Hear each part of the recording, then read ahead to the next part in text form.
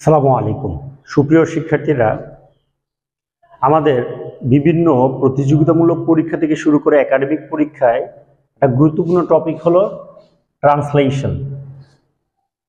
Translation আমরা free hand রাইটিংয়ে যখন একটা বিষয় লিখতে চাই তখন বাংলাকে আমরা ইংরেজিতে ট্রান্সলেট করার চেষ্টা করি।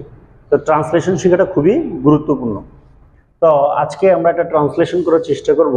এখানে বলা আছে সুখ জিনিসটা আপেক্ষিত, মানে আপেক্ষিক একটা বিষয়, এটা একটা রিলেটিভ থিং। তাহলে সুখ ইংলিশ কি? হ্যাপিনেস।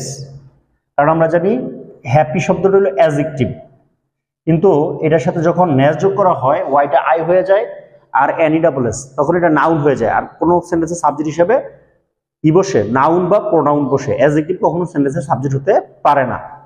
তো happiness is a relative thing, এটা আপেক্ষিত বিষয়। কেউ সম্পদে সুখী, হ্যাঁ, কেউ বলতে কিছু মানুষ, সাম পিপল আর হ্যাপি, হ্যাঁ, তাদের সম্পদে, উইথ দেয়ার ওয়েলথ। ওয়েলথ মানে তাদের সম্পদে কেউ সুখী, কেউ ক্ষমতায়, বা অন্যদিকে বলতে পারি হোয়াইল মানে অন্যদিকে, হ্যাঁ, অন্যদিকে, হ্যাঁ, কি আদার্স, ক্ষমতায় সুখী। তা আদার্স, এই হ্যাপি শব্দটা আর বলা লাগবে না যে সাম পিপল আর হ্যাপি, আদার্স আর হ্যাপি, এরকম আর বলা লাগবে না, কারণ একবার তো বলা হয়েছে। তা আদার্স উইথ পাওয়ার, অন্যরা কিসে, হ্যাঁ, ক্ষমতায় সুখী।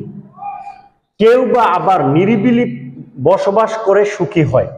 হ্যাঁ, তাহলে অ্যাগেইন আমরা কথার সৌন্দর্যের জন্য নিজেদের মতো করে শব্দ ব্যবহার করতে পারবো। অ্যাগেইন সাম আর হ্যাপি, কেউ সুখী হয় কি? নিরিবিলি পরিবেশে, নিরিবিলি পরিবেশে বসবাস করে। হ্যাঁ, টু বি ইন সলিটিউড, কেউ নিরিবিলি পরিবেশে মানে একাকিত্ব থাকতে কেউ বা হ্যাপি ফিল করে, টু বি ইন সলিটিউড। আসলে, আসলে ইংলিশ কি? ইনফ্যাক্ট, সুখ হলো মনের ব্যাপার। Happiness is a matter of mind, আসলে সুখ হলো একটা মনের ব্যাপার। তো এই ছিল আজকের ট্রান্সলেশন। সবার জন্য শুভকামনা। Thanks for watching.